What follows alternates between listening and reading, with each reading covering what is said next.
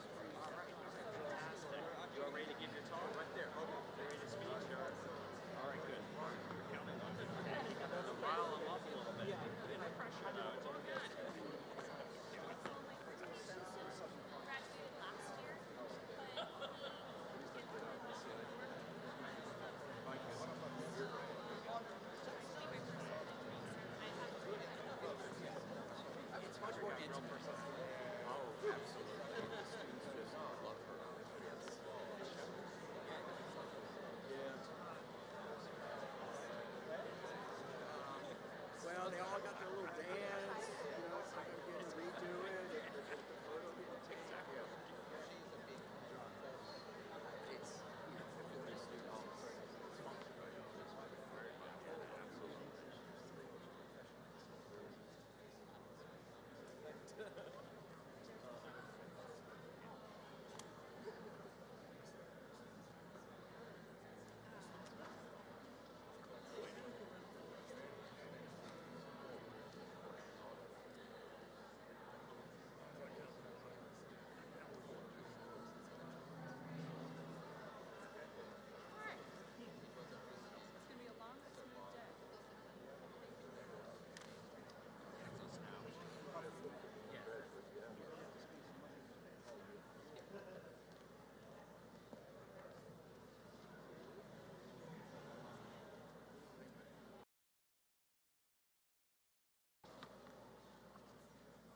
Good morning and welcome.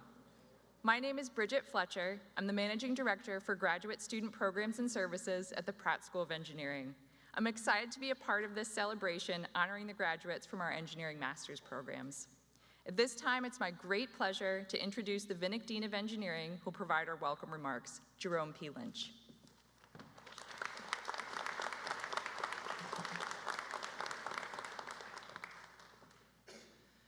Good morning to you all, and a happy Mother's Day weekend to all the mothers and motherly figures that are in the audience with us today.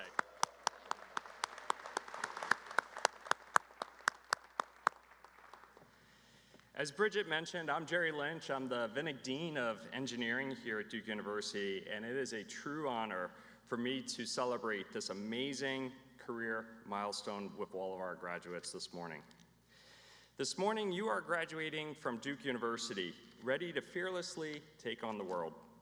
My colleagues and I have watched with awe and inspiration as this class has grown in our classrooms and our laboratories, how you've overcome challenges and persevered during difficult moments, and how you have bonded at a singular community, drawing strength from one another. As we send you out to the world to live your dreams and to tackle the big problems worth solving, we could not be more proud of all of you. Of course, none of us make this journey alone. Let us take a moment to recognize the important cast of supporters who have helped each of you every step of the way. So I'd like to ask all the family and friends of our graduates to please stand for a moment. Graduates, let's give them a great round of applause.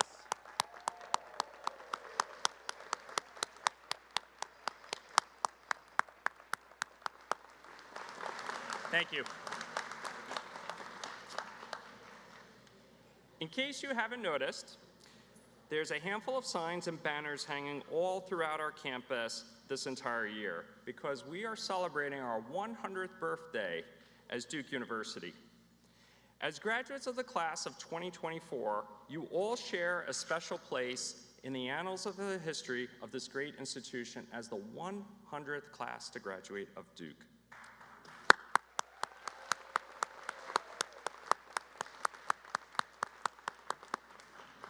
Hence, given our centennial, it's only fitting that my brief remarks today center on the Duke family.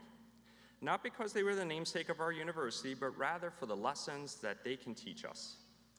The stories of the Dukes of Durham is a true American tale, a Horatio Alger tale of self-made American family that rose from very humble origins in Orange County, North Carolina, to be one of the wealthiest families in all of America by the turn of the 20th century.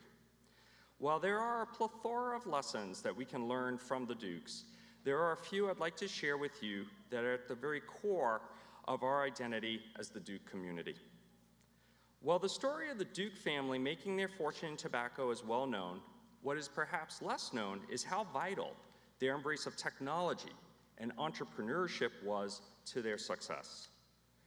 At a time when tobacco was sold as loose leaf for pipes, James Buchanan Duke, also known as Buck, saw the opportunity to bring the convenience of cigarettes to consumers. The only issue was the high cost associated with manually rolling cigarettes in a factory. In 1885, the Dukes secured 2 machines from James Bonsack that could automate the rolling of cigarettes, with one machine producing at a rate of equivalent to 50 hand rollers in a factory.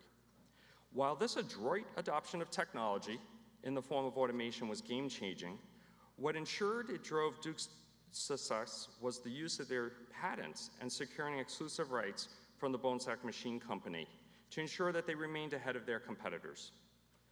The Duke's dominance of the tobacco industry through innovation and entrepreneurship is one of the earliest examples of the playbook that we still use today for technology-driven enterprises. What is the lesson in all this? Do not just be great engineers when you leave our campus. Rather, be great engineers whose entrepreneurial mindset unleashes the creative powers that you all possess. Build the business acumen needed to convert your creative efforts into viable solutions that have real impact for people. In the Pratt School of Engineering, we use the phrase "in service to society" to define our unwavering belief in training the next generation of engineers who are socially minded to take on the big challenges that lead to a better society. We can trace this commitment to the Duke family.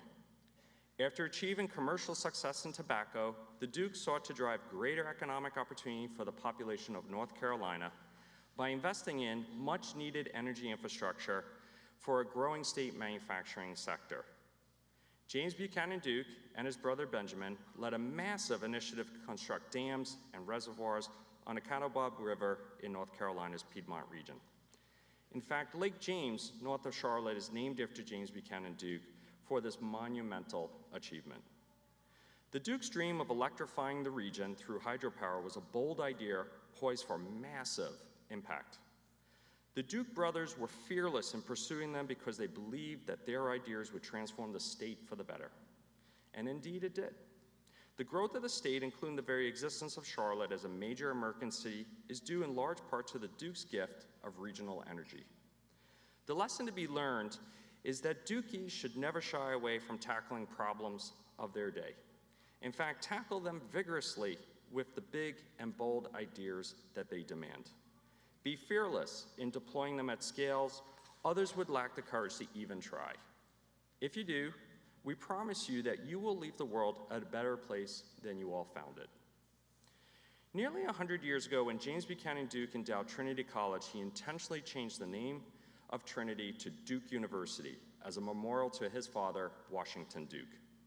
This act of familial love not only established the great university that we all call home, but in naming our university Duke, it expanded the very definition of the Duke family to ensure that it encompasses all of us.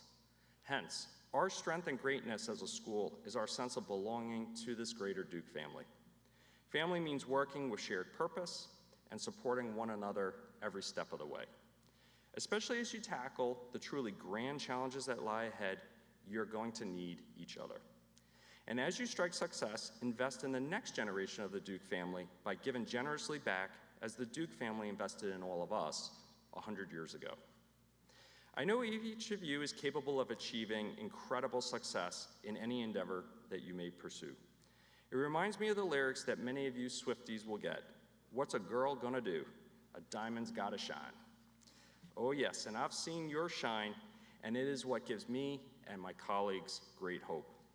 As we tackle global problems like climate change, poverty, and global security, I know it will be the Dukies at the vanguard of solving these seemingly intractable problems. No matter what lies ahead, though, just remember that you are forever members of the Duke family. But being in this family carries responsibilities. Return the support that you've so generously received when called on. Remember the social good when fulfilling your ambitions as a great technologist or entrepreneur. And always give back to your communities whenever and wherever possible. Because at the end of the day, that's what your new degree is founded on: innovation, entrepreneurship, philanthropy, and family.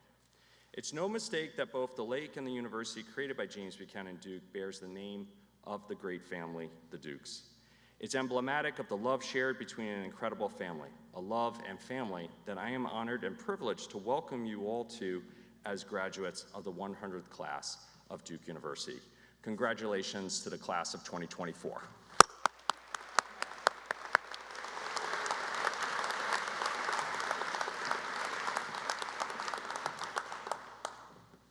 Thank you, Dean Lynch. We'll now have an opportunity to hear from our student speaker. And I learned right before the ceremony that they did not share with their family that they're the student speakers. We're about to deliver a pretty awesome Mother's Day gift. I would like to welcome Archit Kaila to the stage. Archit is a December 2023 graduate who earned a Master of Engineering in Artificial Intelligence. Welcome, Archit.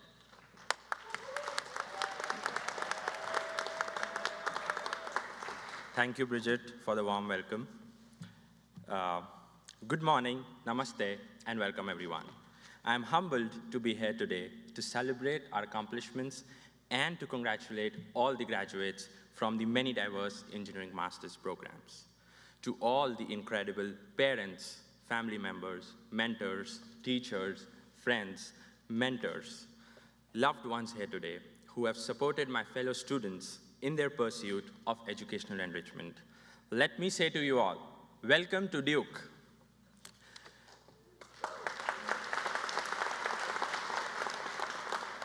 Before I go any further, let's give a round of applause to all the amazing moms here on Mother's Day weekend.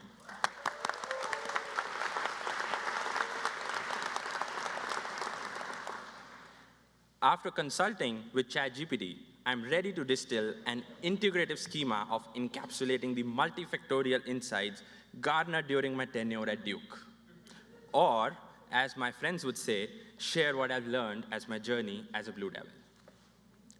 I promise I made sure this morning to remove all the random facts about penguins and how to build a spaceship in your backyard, added by my buddy friend ChatGPT secretly into the middle of my speech. Okay, no more AI jokes for now. Hello, class of 2023 and 2024. I'm Archit. I've had the honor of serving on the Student Advisory Board, guiding peers as a teaching assistant for multiple courses, and playing a key role in organizing Duke's first ever generative AI hackathon. Alongside learning from brilliant minds, I've celebrated every Duke versus UNC win, been to shooters, and enjoyed free pizza at every Duke event. As we all step forward today, I carry with me not just a Master's of Engineering in AI, but a heart full of Blue Devil spirit. Before I move forward, I need to apologize to my parents sitting right here in front of me because I didn't tell them I was going to be one of the speakers. I will never be able to find the right words to thank my mom, dad, my sister, my family, and my girlfriend for all the sacrifices they made every day so I could proudly stand here, and no words would ever be enough. 628 days ago, anyone knows what that is? Well, we all stepped onto this very campus, imagining this day our graduation would come up one day. But before we walk the stage, let me take you through a Blue Devil's journey of stories and lessons learned. Let's teleport back to an extraordinary classroom experience. So picture this. We are a group of 15 students from the AI program in Professor John F. Schneider's machine learning class. And we are supposed to build multiple critical projects across the semester.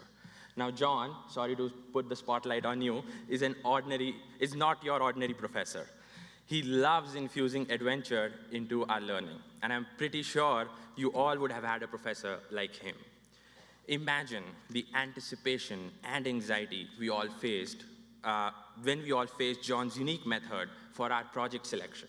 The role of a big dice. Yes, you heard me right. A big dice as big as the palm of my hand would roll and give you your project theme. So it was fate that determined what my project is going to be in what theme in that for every project. So just like the magical sorting hat in Harry Potter decides your house, John's magical dice, when rolled, gives you the theme of your project. But here's the twist. John is good. He gave us a superpower, and that is to re-roll the dice just once if you're not satisfied with the original theme. But fate has a sense of humor, at least for me, despite my covert attempts to sway destiny with multiple secret rolls without telling John, I always ended up with the same project theme. I was consistently paired with the same challenging topic. So whenever this dice came out of his pocket, it instilled a mixed feelings of fear and excitement. But yet, this quirky method of choosing our projects led to a path that is unexpected. The project theme I dreaded became an incredible opportunity for innovation and collaboration. Together with my team, we not only embraced the challenge, but excelled at creating a project that earned accolades and opened new doors for me, landing me an opportunity to build my career at a prestigious pharma company. The experience taught me a valuable lesson that I carry very close to my heart. Life is much like John's dice. It is unpredictable and full of surprises. It's not about the number we roll, but how we choose to navigate the path it unveils. Embrace the unknown with enthusiasm and resilience, for even the most daunting challenges can lead to unexpected triumphs and opportunities. Stay persistent, stay hopeful, and who knows, your unexpected moment might just be around the corner. Hamesha date raho is one of the most important beliefs I've learned from my father. It means always persevere. No matter the obstacles or challenges, keep pushing forward, for it is through persistence that we achieve our greatest victories. And like my mother says, never be ashamed of trying. Success does not come without trying. When I think about what I'll miss besides the breathtaking views from the top of the Duke Chapel and the claustrophobic 239 steps it takes to get there, it is all the friends and family that I've made here at Duke. Professors have turned into friends, friends have turned into family, and it is these bonds that have made Duke so special for me. I carry with me a simple yet profound hope to make a difference with AI. I see it not as a tool to replace, but to empower, to help us all do our jobs better and uncover opportunities we are yet to discover. We must ensure AI is used responsibly, enhancing our work and enriching our lives. I want to make this world a better place, and as we all move forward in our lives, I encourage each and every one of us to pursue our dreams and keep pushing. Believe in yourself, and like Ted Lasso taught us, be curious, not judgmental. As we all step into the next chapter of our lives, don't forget, East or West, Duke Blue is the best. Thank you.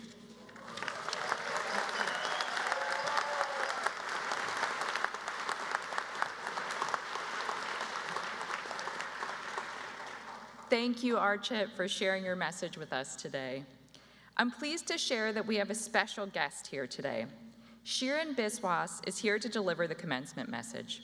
Shirin is a 2015 graduate from Duke University, where he earned a Master in Engineering Management degree. He lives in Charlotte, North Carolina, where he works as a mechanical design engineer, managing the custom skid design and fabrication projects for Caratech Incorporated. He also leads their proprietary product line of seal pots.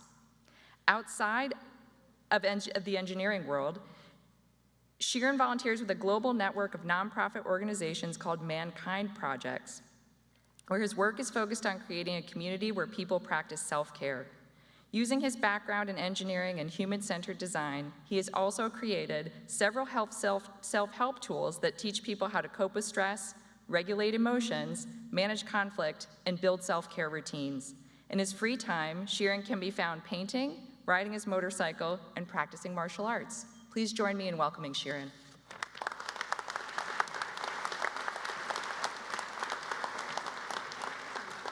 Thank you, Bridget. Graduates, Jodi tor dak shune kyo na ashe, tobe ekla cholore. This is a Bengali verse written by Nobel Prize winner Rabindranath Tagore. Don't worry, the rest of the speech is going to be in English. This verse translates to, even if no one answers your call for help, you must still continue walking your path by yourself. This is a choice that I have made throughout my life, consciously or subconsciously, even when I was too young to understand it. When I was 7, I loved playing with toy trains. I had this green battery-operated toy train that I was specially attached to. I would spend hours and hours playing with this thing. One day, the train stopped working. I changed the batteries, but it didn't work. So I smacked it a couple times, just like I had seen my parents smack the TV remote when it wasn't working. That didn't work either. When I asked for help, my parents said they would buy me a new one for my birthday. Unacceptable. I wanted my toy train to work, the one that I was attached to, not a new one. I had a caretaker at the time, so I asked him to take me to an appliance repair shop.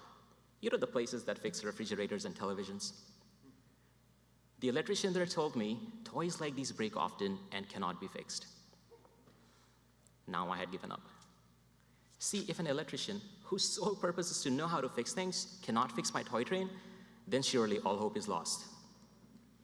I remember feeling so sad for several days after that. I did not know this at the time, but the grief was not about my toy train. It was about feeling let down by people who I thought were smarter than me, people who could help me. I did not like this feeling of helplessness. Not long after that, I remembered something. When I was at the repair shop, I had seen that all the appliances were disassembled. And I thought, so to fix something, you must open it up. Well, that makes sense, because I'd seen doctors do the same thing to fix people on TV. So I grabbed some tools from Dad's cabinet, and I opened up my toy train, and I looked inside. Of course, none of what was inside made any sense to me. I was 7. So then I thought, if I open another toy that's working fine, then I can compare the two together and figure out what's missing in my train, and I can get it to work again. You know where this is going. I had opened up all of my toys. I was on a mission. And by the time I was finished, not only did I fix my train, but I had taken parts from all the other toys and attached it to my train. So my train moved forward, backwards, and it had blinking lights all over it, just like a disco ball. I had a unique toy that no other kid on this planet had, and I had made that happen for myself. I felt so proud, so happy. I had faced what felt like the biggest challenge of my life so far. I had asked for help, but it wasn't answered the way I wanted. But I continued to walk my path anyway, and it worked out better than I could have hoped for. There's something amazingly powerful about the perseverance and tenacity of a young child. We all have this superpower inside us, but it gets tainted, worn out, even lost by the time we become adults. Today, I'm going to teach you how to reconnect with that inner superhero. Graduates, stand up for me, please, if you can.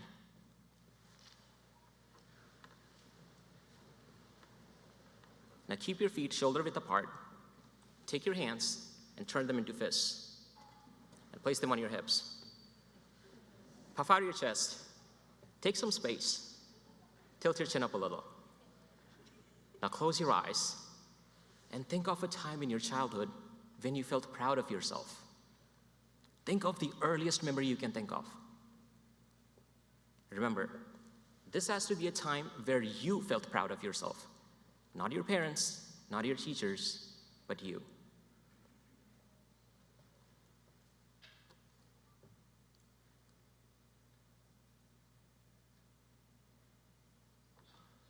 In this memory, you must have felt so strong, so powerful, invincible, or happy.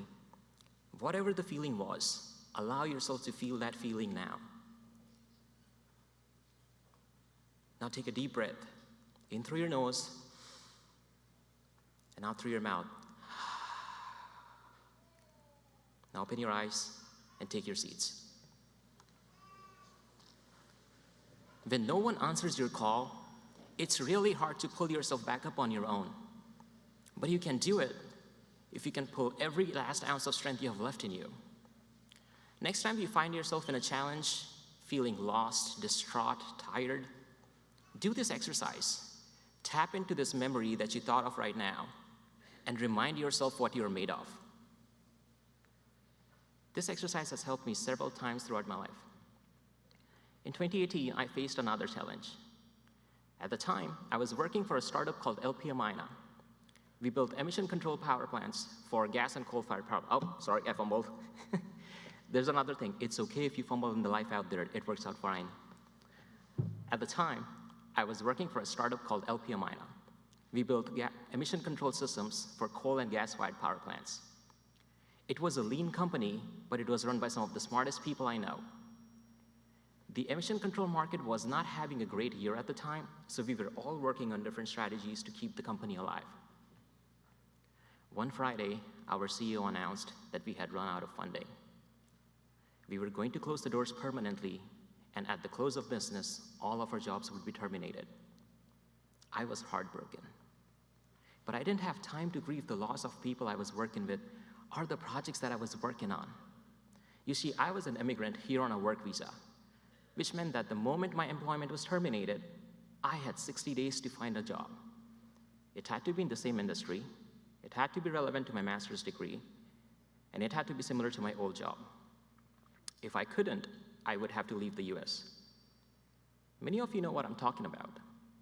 Many of you may have gone through this yourself, or some of you may even know somebody else who is going through this right now.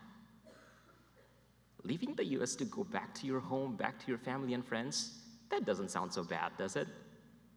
Until you think of all the hardships a person from other side of the planet must have gone through to get in the US in the first place. Battling through academic competitions, getting accepted at a prestigious university with a low acceptance rate, struggling through financial challenges, and jumping through a maze of immigration laws and processes. All of that hard work would come undone. Unacceptable. I spent the next 60 days reaching out to my network, sending out resumes and cover letters. I drove hours and hours across cities, networking with prospective employers. I would reach out to them and say, hey, I'm in your neighborhood this week, let's catch up for coffee. I don't even like drinking coffee. But I sent that to everyone across the US. I was in everyone's neighborhood, available for a quick chat. I had called for help, and I had started walking my path. I had 60 days to get to my destination. On day 42, it was another Friday, I got my first offer letter. It felt like this was the first time that I had taken a full breath since my termination. The salary and benefits were what I wanted. The company was aware of my visa situation, and they were willing to sponsor me, and they wanted me to start as soon as possible. They still had to get the visa paperwork going, but I was going to be able to start my job before my 60 days were up. I felt so relieved. I spent the next few days working with HR, filling out forms, exchanging information. Everything was on track. But then on a Wednesday, I noticed radio silence. I didn't hear anything. So I reached out to check. The next day, I get an email from the hiring manager saying that they had rescinded their offer and they had decided to go in a different direction. This was day 48, 6 days after I had stopped going to interviews, stopped applying for jobs. My heart sank. My face felt red. I couldn't breathe. I couldn't think. I did not know this at the time, but as I was having my first panic attack. I couldn't do anything the rest of the day. I didn't leave my house. I didn't talk to anyone. I didn't eat anything. I couldn't even fall asleep. I simply shut down. But next morning I got up and checked if I could attend all the interviews that I had turned down last week. And I reached out to my network and let them know that I was in the market again. I restarted walking my path. I wasn't done yet. Spoiler alert, before my 60 days were up, I got a job doing product design and marketing for a startup in Charlotte. How did I land this? Well, I had met the CEO and founder of this company on LinkedIn a few months ago. His name is John Gorniak, and I'd helped him with a pro bono project that required some tinkering skills. John was growing his company at the time, so he offered to bring me on board to help him grow his business. I had fixed my toy train again. But this time I didn't do it alone. There were so many people who helped me get through it. My former boss at LPMINA, Matt Zedler, who is another Duke alum, by the way, he put me in touch with several hiring managers. Our very own Jenny Johnson, she was with me from day one. Bridget Fletcher, Susan Brown, who were with the MM department at the time, my dad, my friends from the class of 2015, my friends at LPM Mina, my Sifu, who teaches me Kung Fu, and of course, John, who hired me. They all helped me cross the finish line in time. I used to think that I must always fight my battles alone, but that's not true at all. Sure, I may be alone at the start of my journey, but I won't be alone for long. Eventually, I'll have an army of people who will help me get to the other side. All I have to do is keep moving forward. This incident in 2018 wasn't my last challenge with US immigration. I had another challenge last year, but even this time, there were a plethora of people who helped me get through it. Dave Webster, the president at Curotech, the company where I currently work, Scott Rice, my manager, my dad, my partner, my martial arts coach, Ryan Hoover, even he reached out and put me in touch with people who could help. So remember, even when no one answers your call for help, you must still continue walking your path. But know that help will arrive in more ways than you can imagine. A few years ago, I had another broken toy train on my hand. But this time, the toy train was me. In the summer of 2020, I had to make several lifestyle changes. You know what I'm talking about. I had to stop going to martial arts, stop going to meetups, stop socializing with people, and basically maintain physical and social distance from everyone in my life. I had battled with depression for quite a while, but this time it felt like depression was winning. I was going to therapy. I was reading books by Maya Angelou and Brené Brown. I was listening to podcasts by Jay Shetty and Tom Bilyeu. All of these solutions seemed to be working for everyone else but me. Unacceptable. So then I thought, what if I find someone who is working fine, peek inside their head, compare the two, figure out what I'm missing, and maybe I can make myself okay again. I mean, this strategy worked great the first time. Why not again? So the rest of 2020, I spent reaching out to entrepreneurs in the mental health space. I'm talking leaders who led support circles, psychologists who created rehab programs for mental well-being, and people who I just thought were wiser than me. By the end of it, I had created a diagnostic tool, a mental process that combines meditation and self-reflection, a tool that helped me get out of my depressive period. But the best gift out of all of this was that I had discovered I had a hidden talent for listening and for navigating mental health challenges. So since then, I have been volunteering with the Mankind Project, sharing my learnings and discoveries with people who need it. This is the time in my life where I discovered the third most important life lesson. Sometimes it's okay to allow myself to rest. All those days when I was feeling sad that my toy train couldn't be fixed, that day when I had my panic attack and I couldn't breathe, or all those months in 2020 when I felt depressed and I felt disconnected from the world. I thought I was isolating from everybody. But that's not true. My body was simply resting, giving it time to recharge, so I could start back in my path again tomorrow. I'm going to teach you another trick today. Graduates, stay seated this time, but close your eyes and take your right hand and put it over your heart.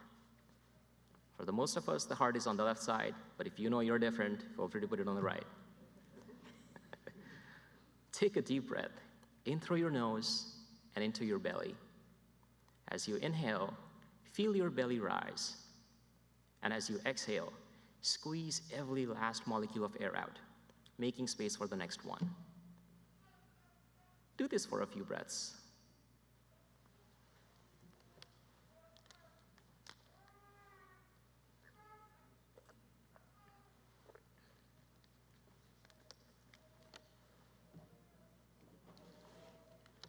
Now think of a memory in your childhood where you felt safe, where you felt loved, where you felt supported. Whatever feelings you felt at the time, allow yourself to feel those now.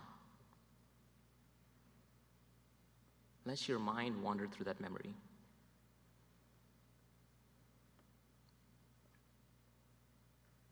Now take a deep breath, in through your nose, and out through your mouth. Open your eyes and relax your hands. When you walk out of here today, out into the real world as independent, self-reliant individuals, you're going to face a lot of tough challenges. I know this because you're all 20-somethings graduating with a master's degree from Duke University. To accomplish something like that at such an early age, you have to be the kind of person that loves tackling challenges. Now, I'm not saying people who don't graduate with a master's from Duke are not hardworking. They are. And you're going to meet them out there, and you're going to have to compete with them. And even when life isn't throwing challenges your way, I know you're going to go out of your way to find those challenges and tame them. Because that's the kind of person you are, and that is an inspiring quality to have. Just remember, when you feel stuck, it's okay to take a pause. When you feel tired and lost, do this exercise that we just did. Tap into that memory. Allow yourself to rest. I promise you, you will go much farther if you take the necessary rest every now and then when you need it. I shared a lot of stories with you here today. I don't expect you to remember all of them, but I want you to remember 3 things. 1, start walking your path. Start your journey even if you're alone. 2, remember that you won't be alone for long, and help will come in more ways than you can imagine. And 3, when you need it, allow yourself to rest without judging yourself for being weak or lazy. If you can remember these 3 things as you build out your unique life, just like I built my unique toy train, that's acceptable. Thank you, everyone.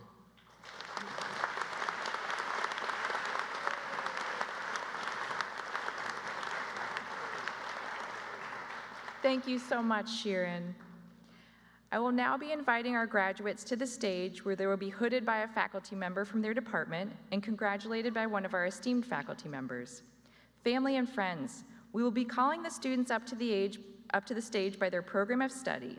While all graduates are listed in the virtual program in alphabetical order under their department and degree type, this is not the order in which they are seated and will cross the stage. Graduates, we will invite you to come to the stage with your program of study. Please remain seated until your row is directed to rise. As you leave your seat, please make sure to exit your row with your name card and hood draped on your arm. You will return to the same seat after you cross the stage so all other belongings can remain there. Marcy Pacino from our Graduate Communications and Intercultural Programs team will be leading our name of graduates.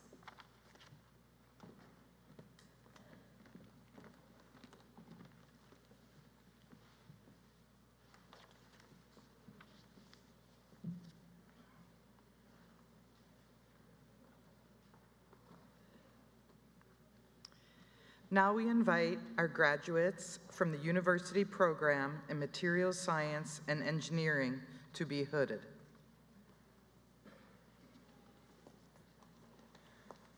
Dong Lin Yang,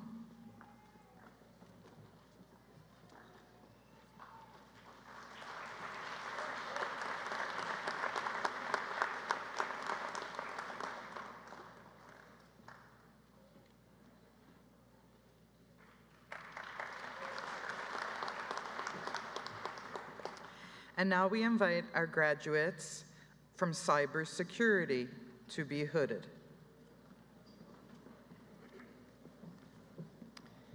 Vaibhav Zuvari.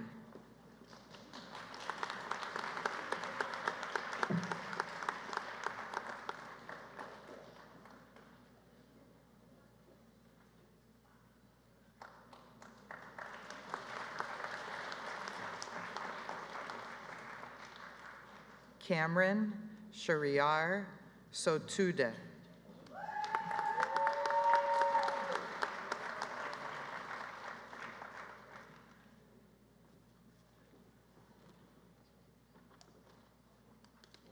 Shivani Mehta.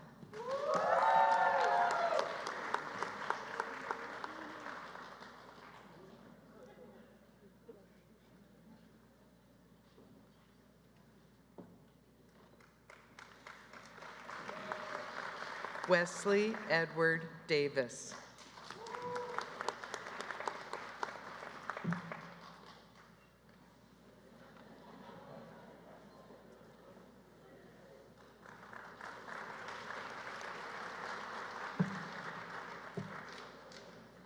James Thomas Leonard.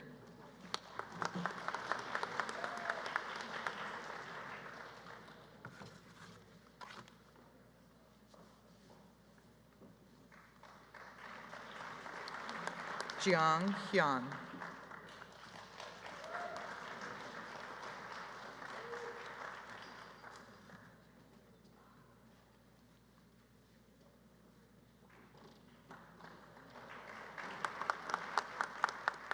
Archit Kaila.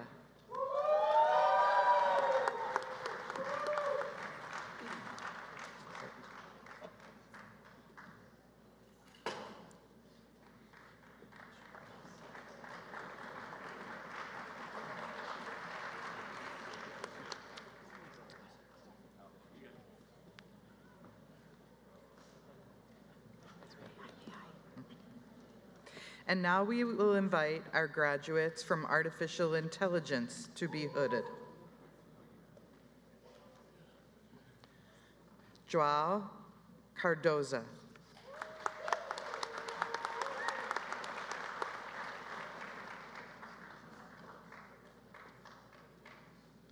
Yuqing Chang.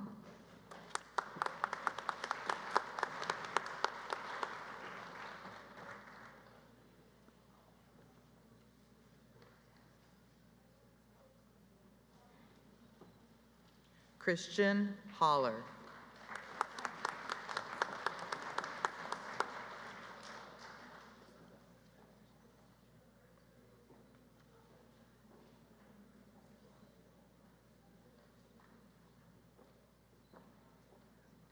Neha Burde.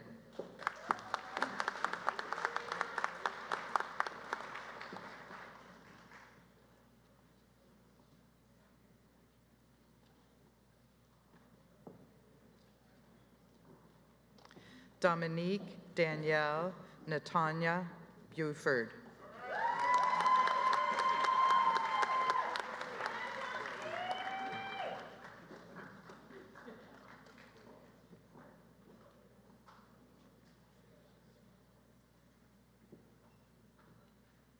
Sri Ramteja Verisetti.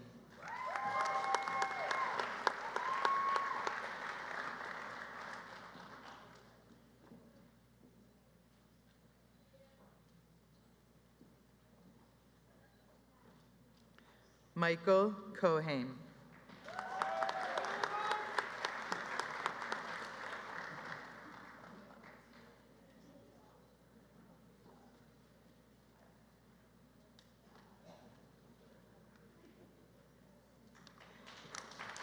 Leslie Hammer Dees.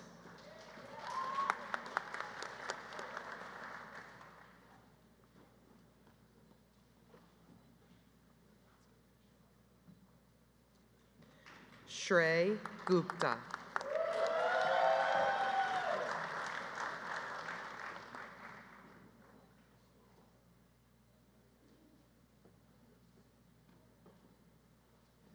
Ibo Liu.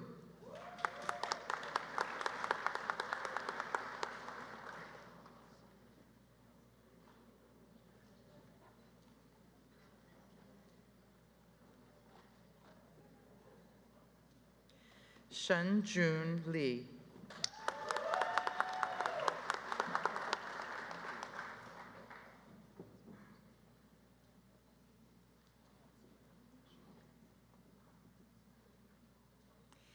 Elun Wu.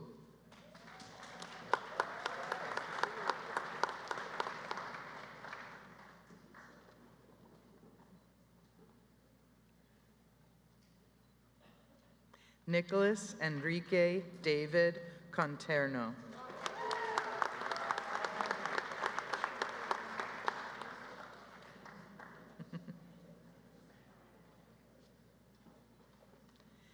Catherine Ann Greed.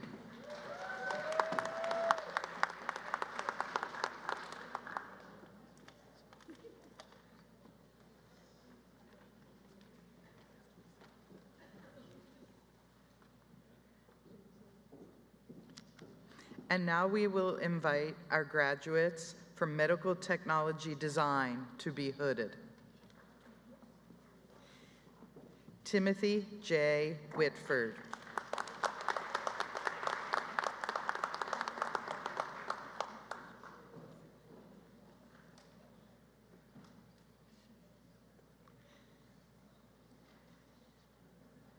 Jibbi Krishna Kaiparambil Gopalarat Krishna.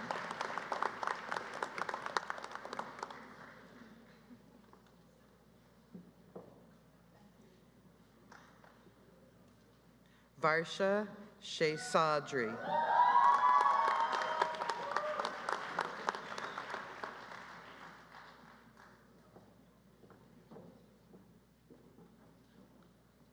Peter Carpenter.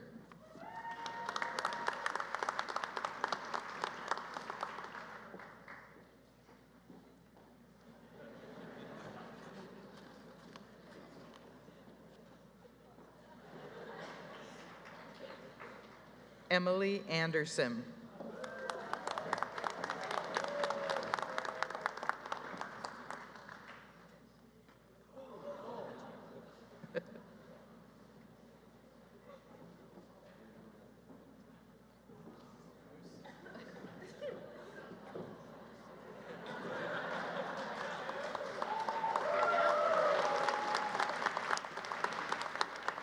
Gabriella Kupcho.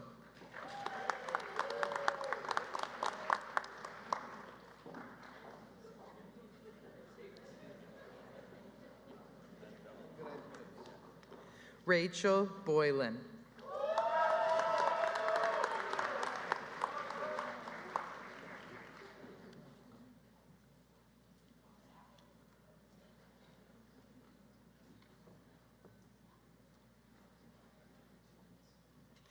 Now we will invite our graduates from biomedical engineering to be hooded.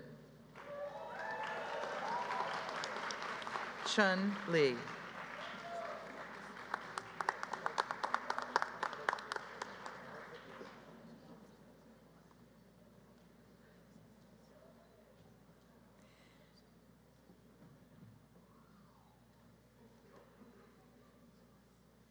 Evan Wendell.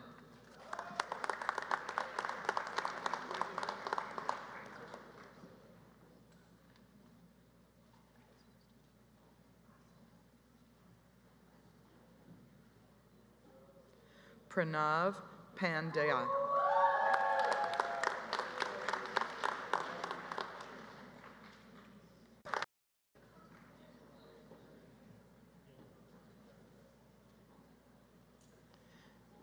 Victoria Winter D'Agostino.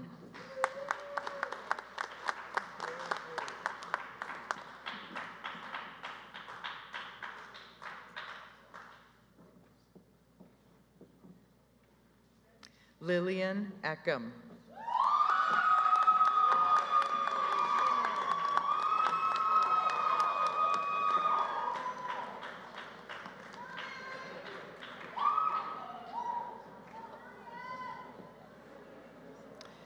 Yamil Lopez Ruiz.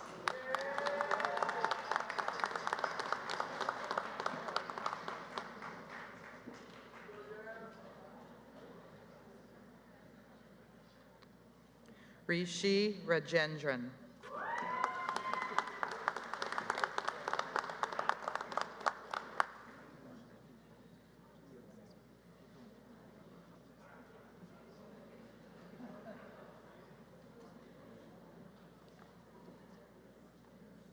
Meha Kaushal Desig.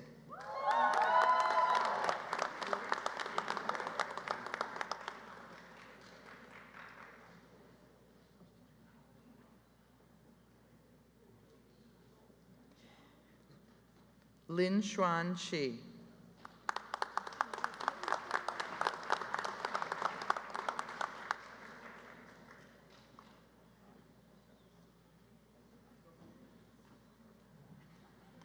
Talia Jeter.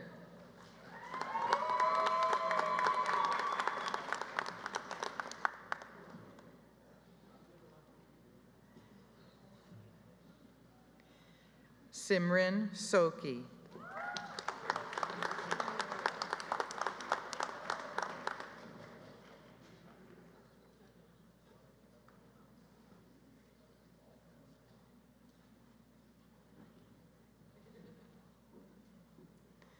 Anusha Krishnamurthy.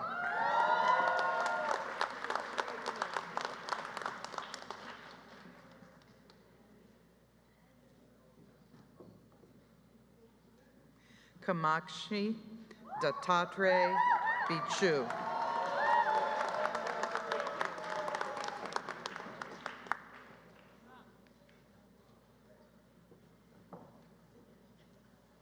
Amisha Ganti.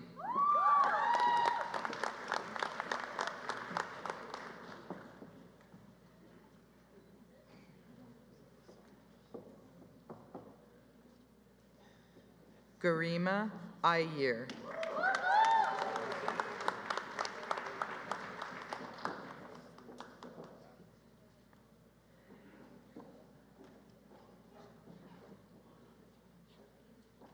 Joyce Immaculate Jayakumar.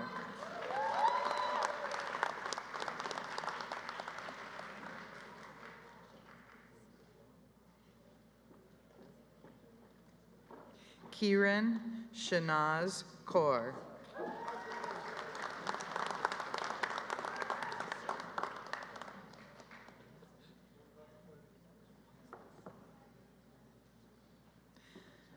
Shatorupa Grash.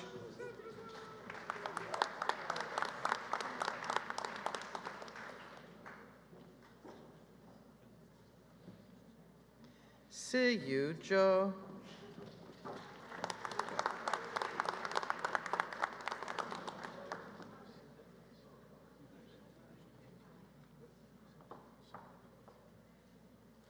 Jonathan Pangje Lau.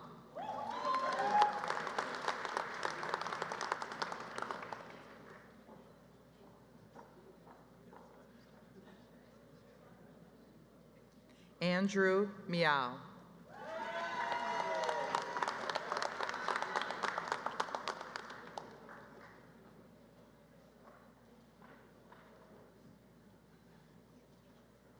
Rutwik Jayant Palaskar.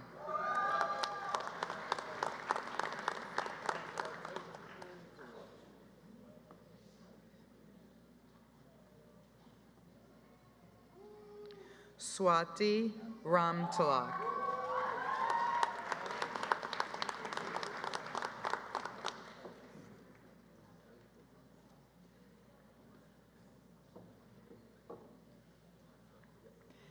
Atideep Bharadwaj.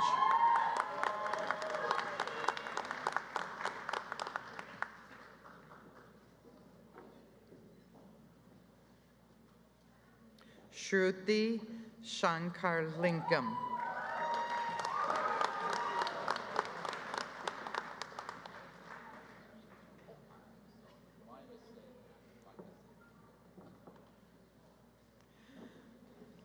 Ritiha Sriramalu.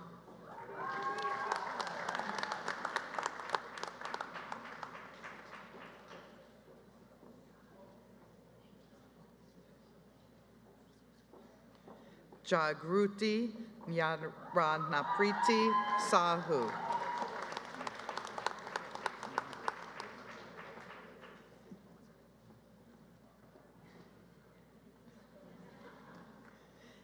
Jishian Carl Yao.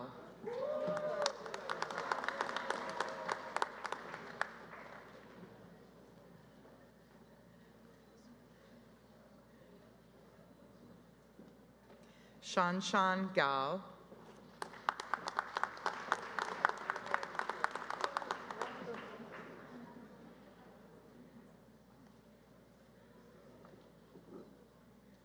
Joshua Chan.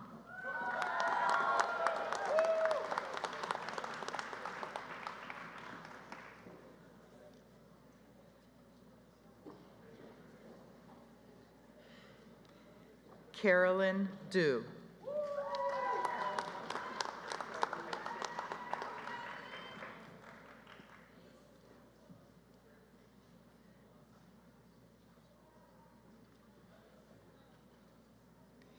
Isha Paranzape.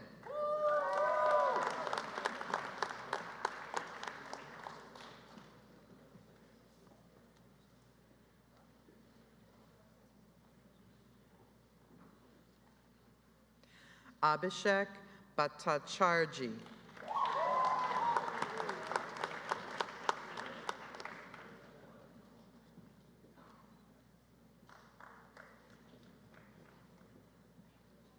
Eun Jae Lee.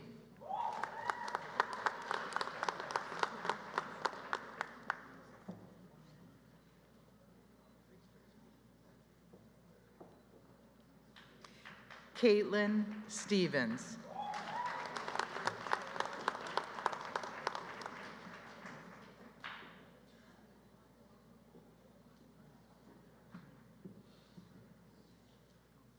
Cadmus Yo.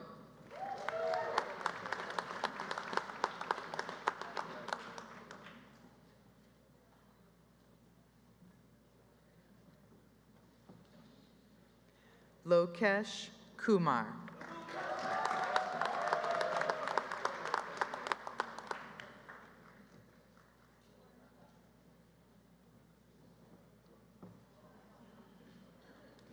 Yubin Chen.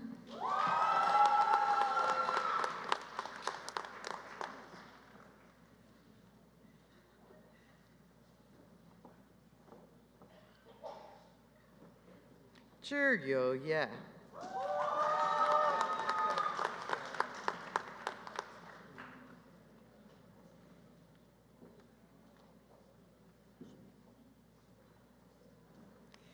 Xining Li.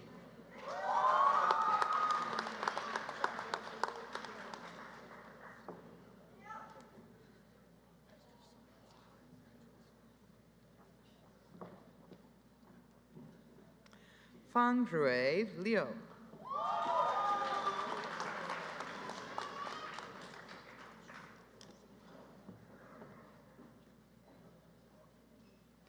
Xiaohang Zhou.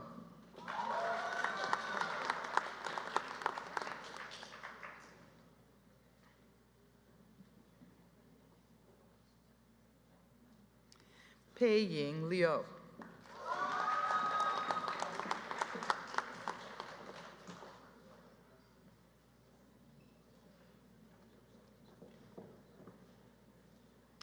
Gavin Franson.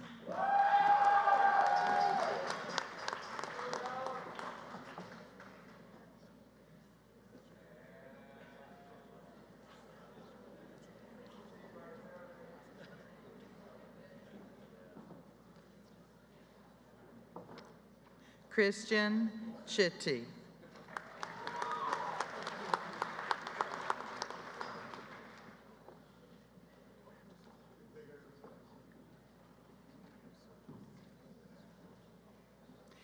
Daniel Lazega.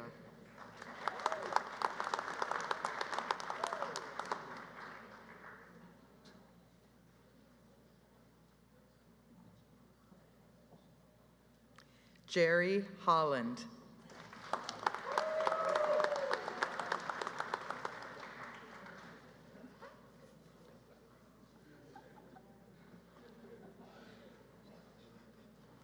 Madison Huzar.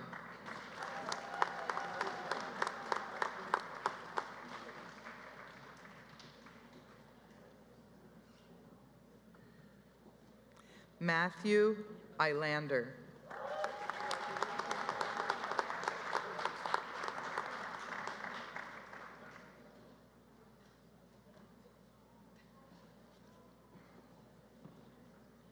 Jianing Chen.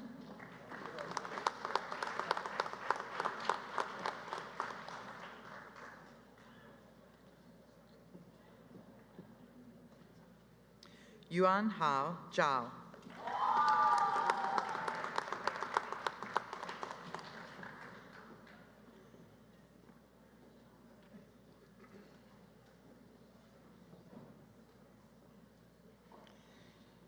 Yun Rong Tsai. Yun.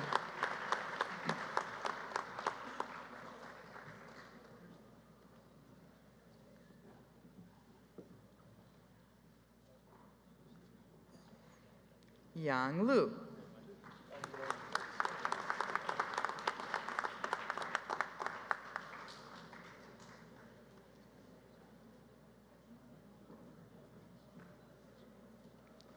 Alex Chiem.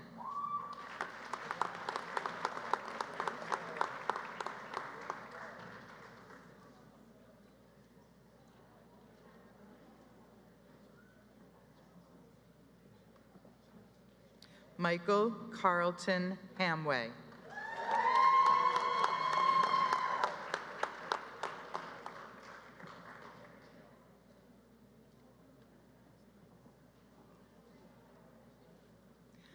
Abdulrahman Mansouri.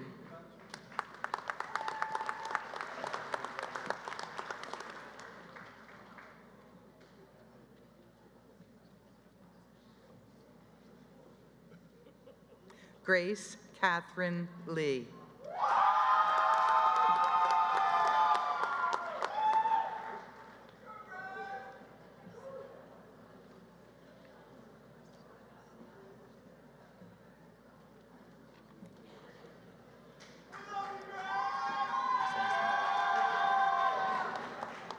And now we will invite our graduates from Risk Engineering to be hooded.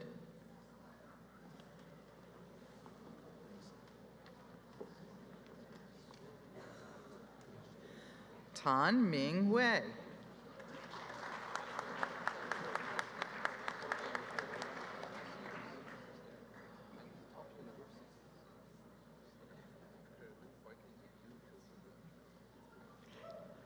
Ke Yi Li.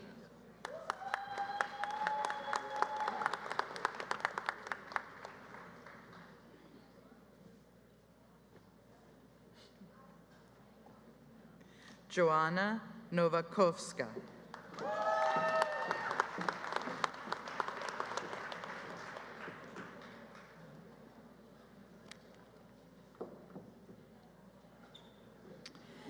And now we will invite our graduates from Computational Mechanics and Scientific Computing to be hooded. Cody Lanier.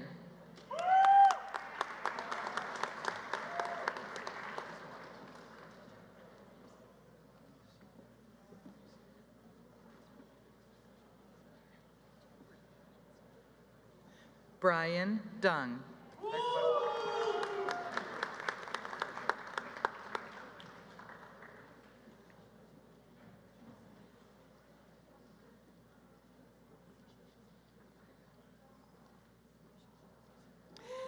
And now we will invite our graduates from Civil and Environmental Engineering to be hooded. Ellie Kramer.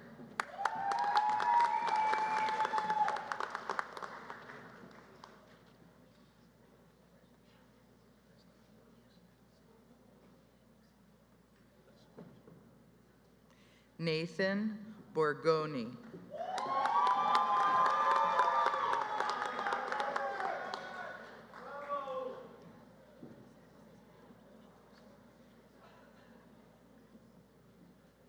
Kobe Talma.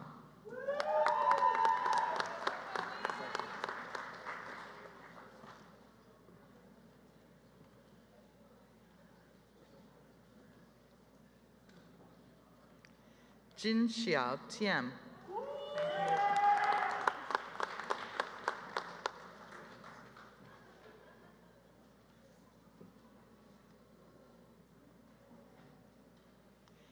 Zhang Yu Chen.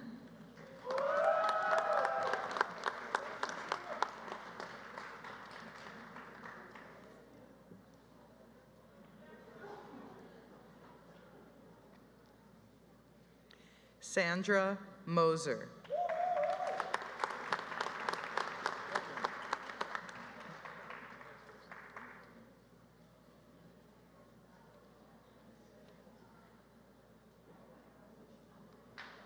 Li Su Xiang.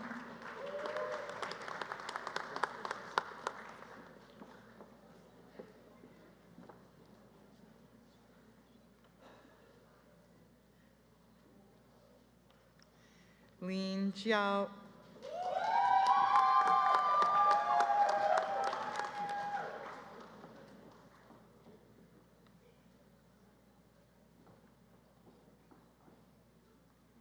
Lu Yan.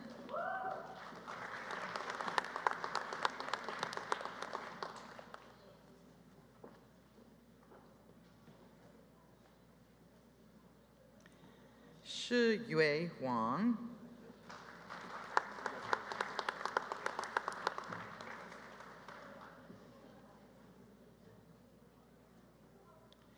Liao Wen Wei.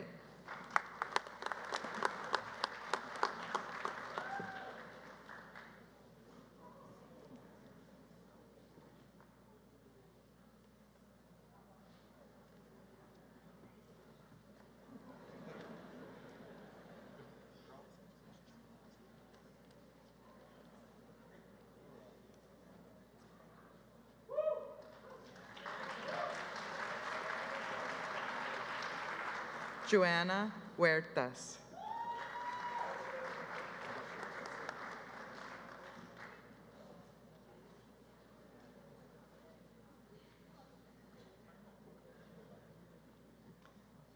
And now we will invite our graduates from financial technology to be hooded.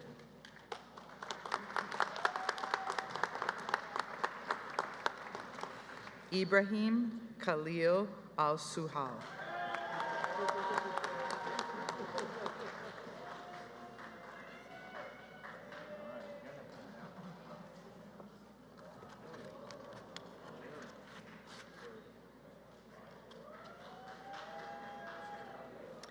Li Wei Zhao.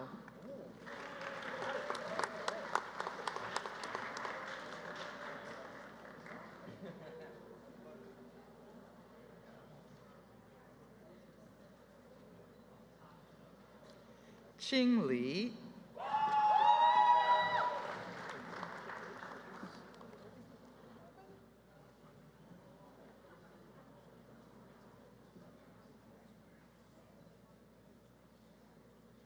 Ke Chen Yuan.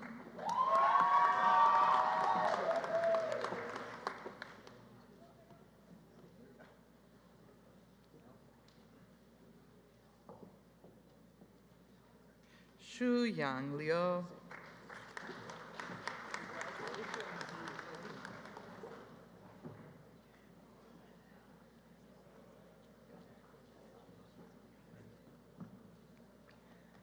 Wu Shu Wang.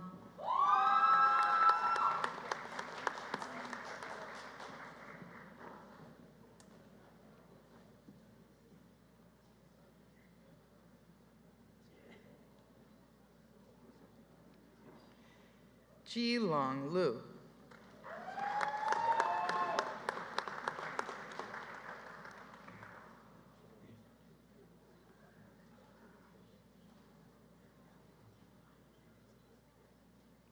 Yifan Hu.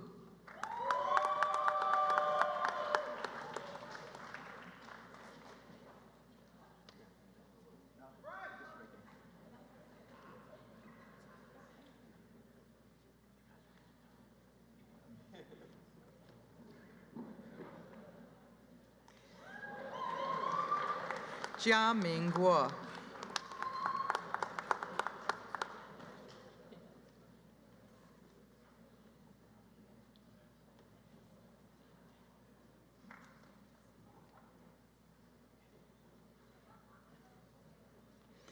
Qi Min Du.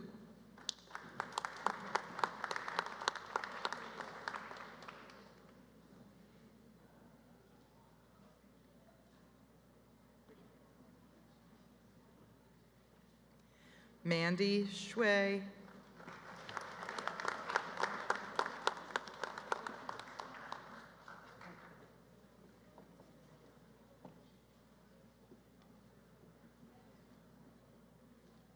Julia Catherine Leodori.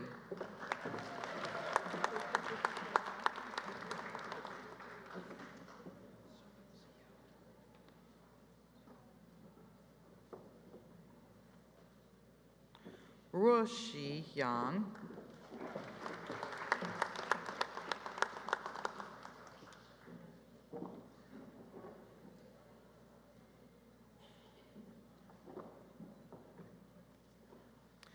Ruchi Wang.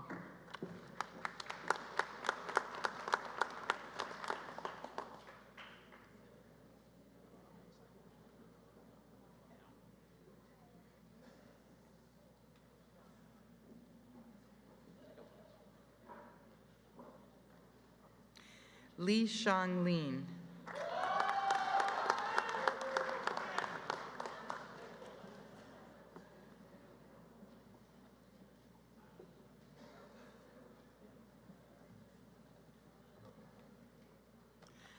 Halran Leo.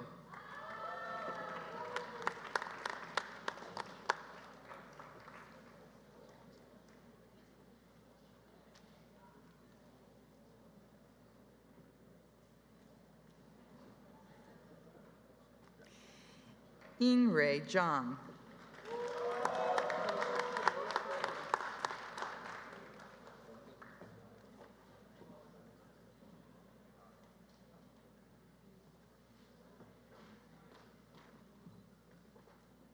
Min Fang.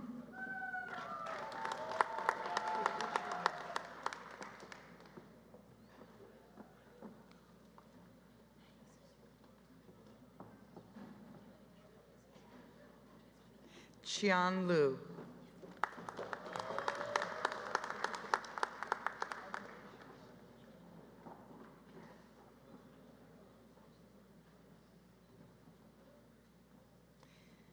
Pinzhuo Wang.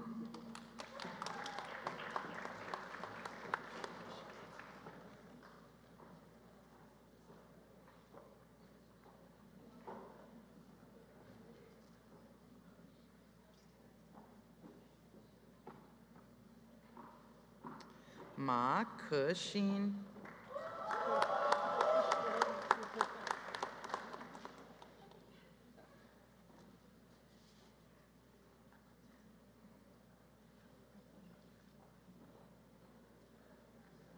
Amy Chang.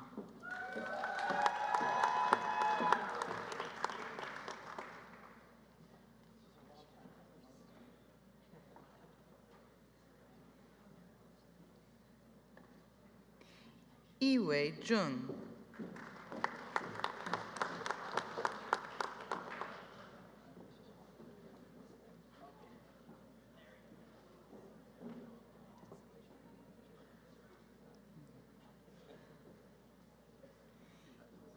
Yihang Piao.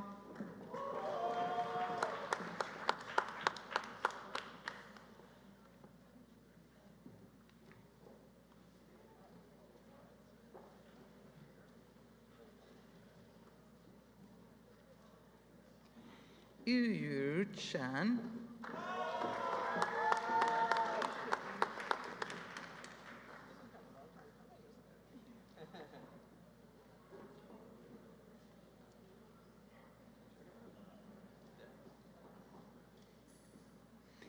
Yiping Lu.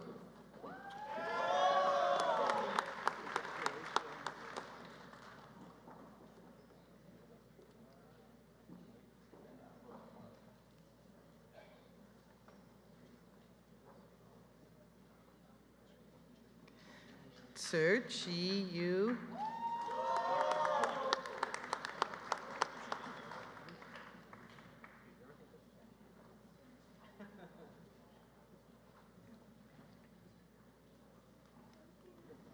Zichen Zhang.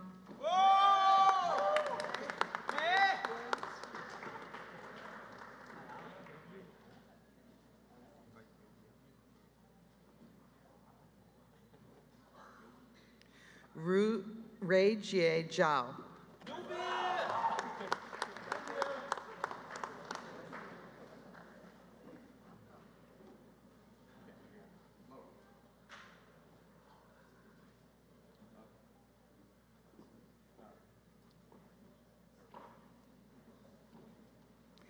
Alan Liu.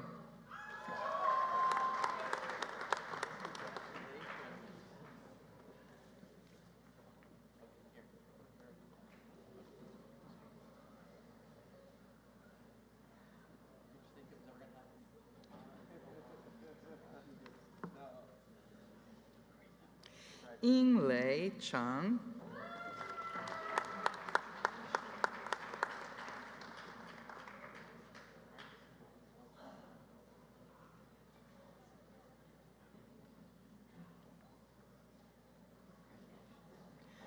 Sarangatu Araija.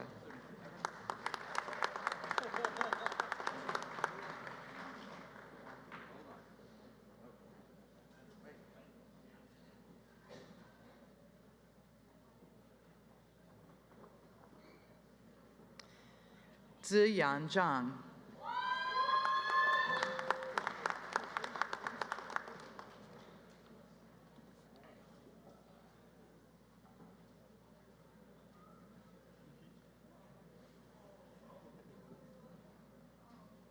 Long Zhang.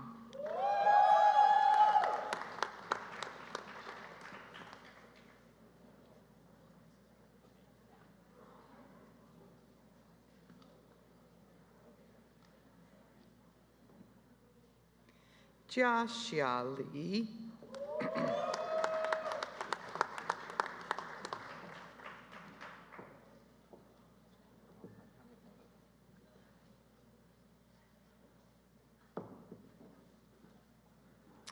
Han Kun Zhao.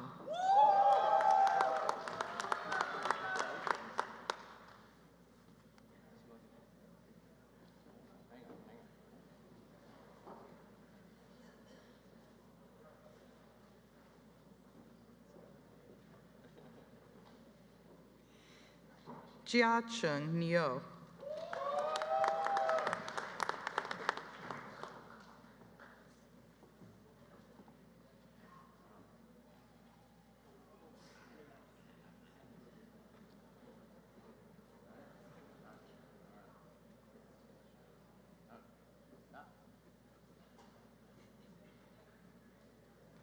Ziyan Guo.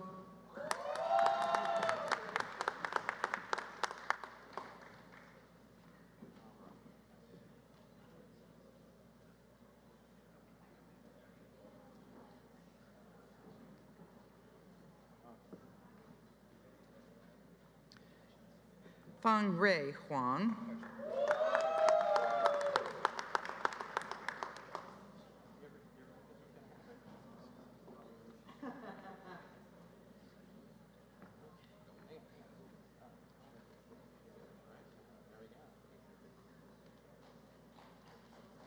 Yuanzhi Wang.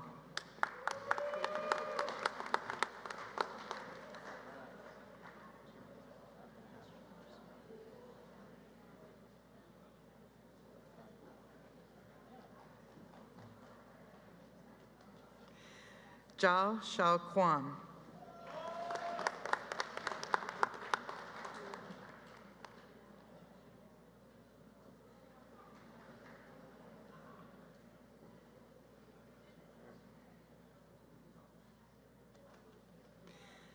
Jia Run Wang.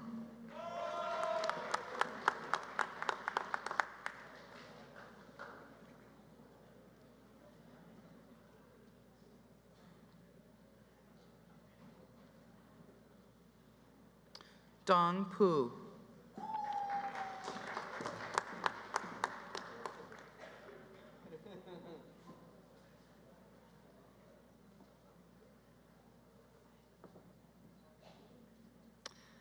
Hao Zi Mu.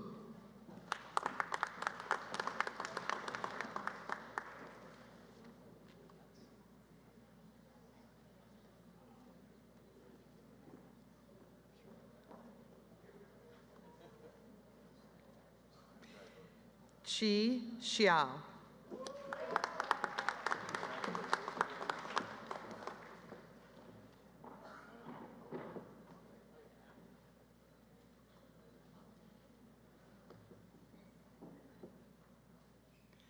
Si Yun Yao.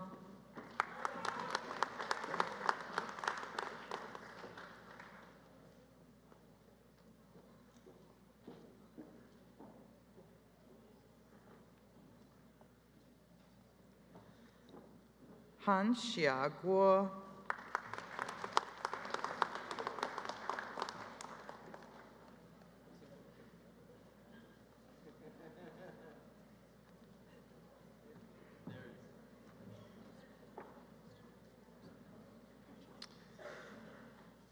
Wenyue Bella Zhao.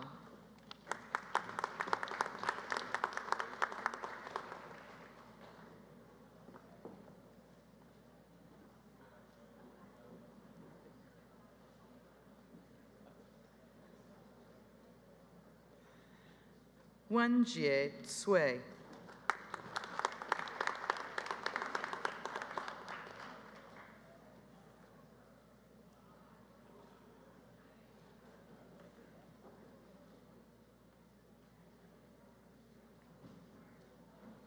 Sihan Huang.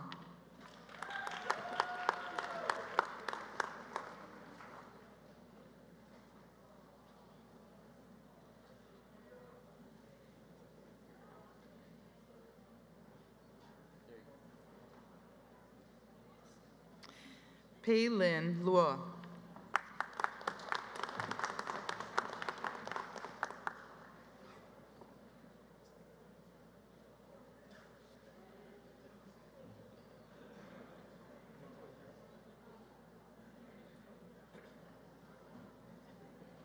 Rainy Yan.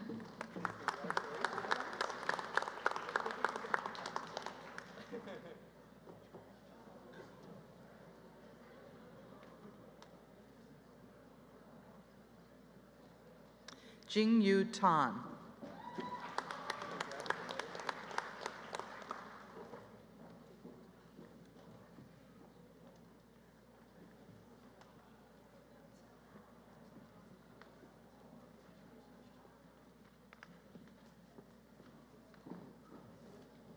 And now we will invite our graduates from Mechanical Engineering and Materials Science.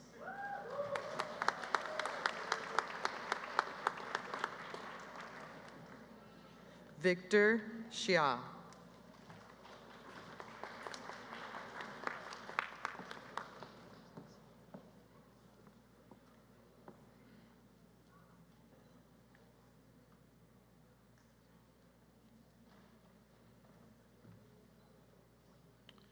Rucha Patel.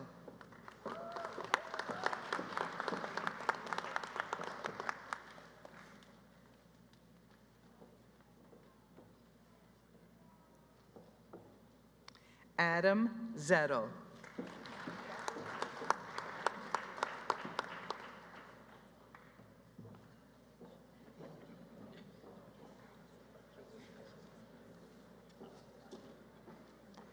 John Wesley Smalley.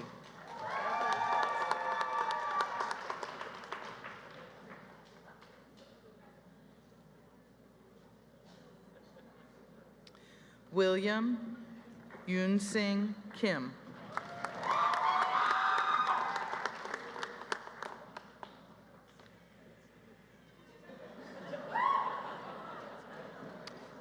Jake Mann.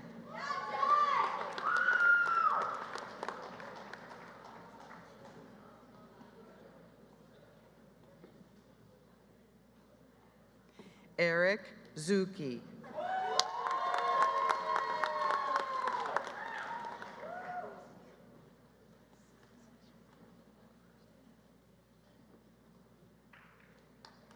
Todd Bowman Anderson.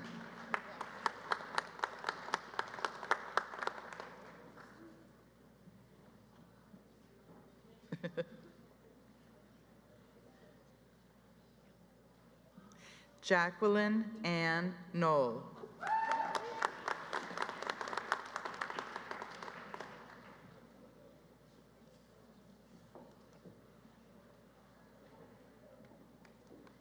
Pavana Srinivas.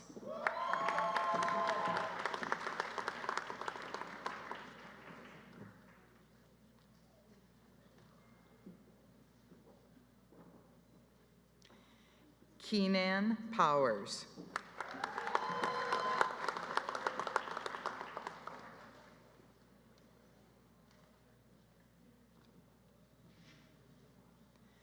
Jasmine Alexis King.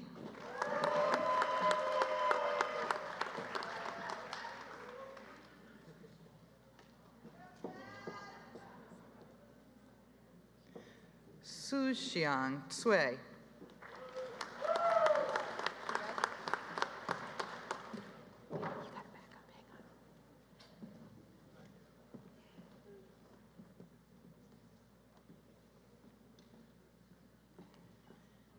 Yang Ray.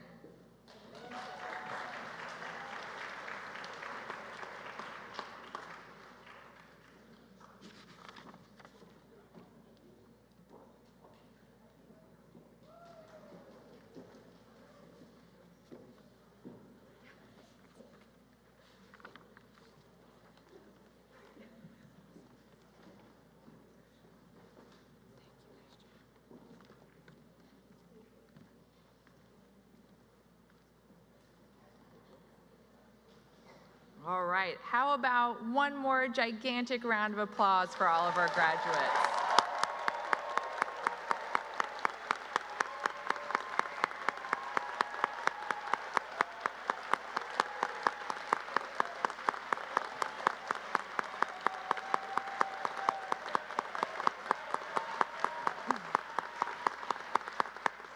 Okay, at this time, I'd like to invite our Associate Dean for Master's Programs, Brad Fox, to deliver our closing remarks.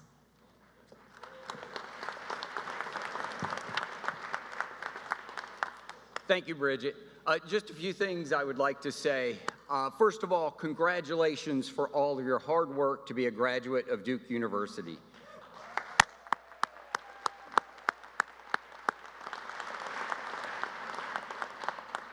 This is an outstanding accomplishment, and you should be proud, your parents should be proud, and your friends should be proud. Welcome to the Duke family.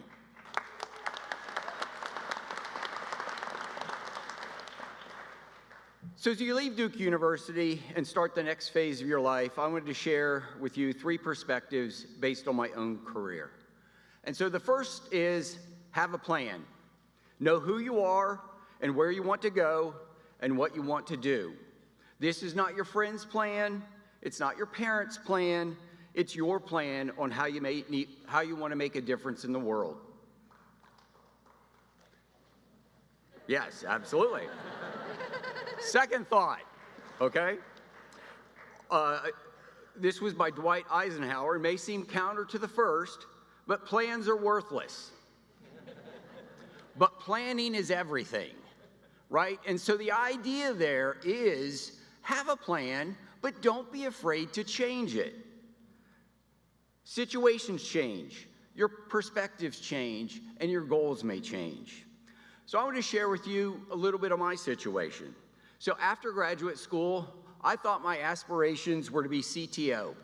I never really wanted to be CEO. If you know me, it's not really my style and not really my strength. But I thought I wanted to be CTO.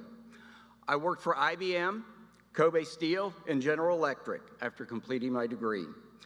And through these experiences, I realized the commitment it took to take on these senior leadership roles. Senior leaders were expected to have a bag packed at all times. They boasted about spending Christmas landing a new deal or addressing some sort of catastrophe within the organization. I recall a comment that Jeff Immelt made after being named CEO of GE and relocating to headquarters. The interview was on him reflecting on his first year as being CEO. And they were trying to make a personal question. They asked him how he liked his new house in Connecticut. And his response was, I was on the road for 300 days in the last year. This was an eye-opening statement for me, right? For me and my family, this was not a commitment that I wanted to make, and so I changed my goal. Being a CTO was no longer my goal, and so as you go through your career, you're gonna learn more about yourself, more about your skills, more about what you like and what you don't like. And it's very likely your plan is going to change. And so what you thought you wanted to do in your 20s may differ from what you want to do in your 30s and may differ from what you want to do in your 40s. That is fine. That is growth. Plans are worthless, but planning is everything. Third thing, and this comes to me from the number of times that I have tried to mentor students who are stressing over career decisions, thinking about, what if I make the wrong career decision? From my perspective, there are really 2 kinds of decisions in life. The first kind have a right and a wrong answer. These can typically be quantified through analysis, and you have clarity on the appropriate choice.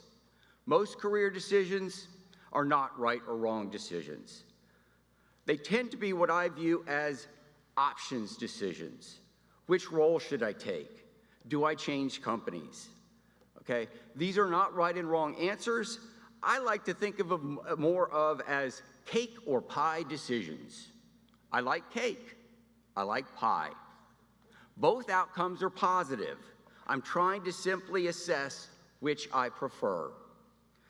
So let me talk to you about one of my cake or pie decisions.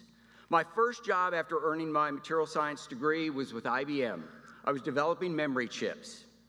2 years after graduation, IBM announced that they were changing my organization from a development group to a manufacturing group.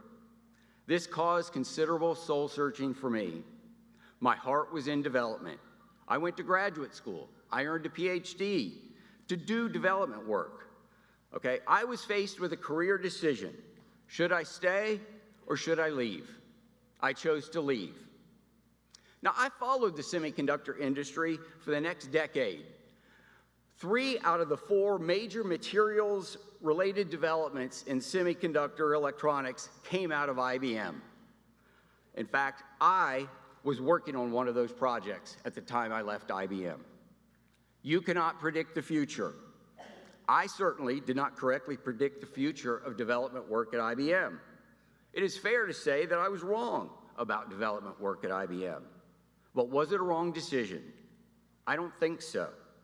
Okay? Where I am and what I've been able to do since leaving IBM have been fantastic. I think we worry too much about these sorts of career decisions.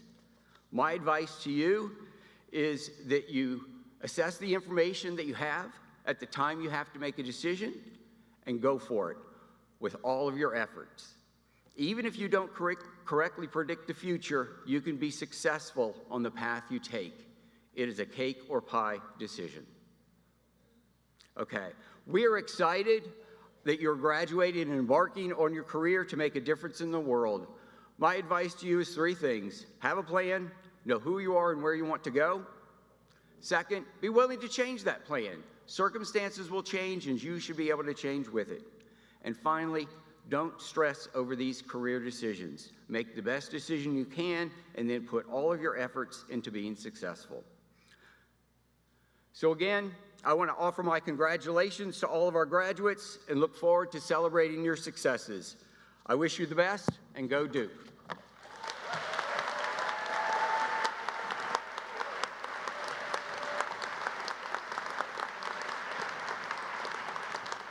Thank you, Dr. Fox.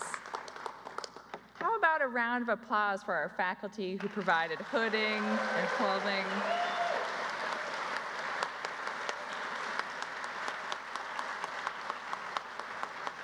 And I'd like us to all give a giant round of applause to Bridget Kerwin, who made this all so seamless today.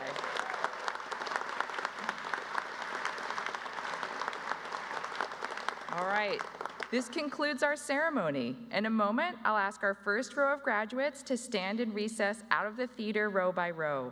Once our graduates have all exited the theater, we invite our guests to please follow. If your schedule allows, please join us at the Fitzpatrick Center, where we'll have a light reception set up as an opportunity for graduates, guests, and faculty to gather and celebrate together. All right, one more round of applause. Congratulations. Thank you so much for being here today. I'd like to ask the first row of students to please rise.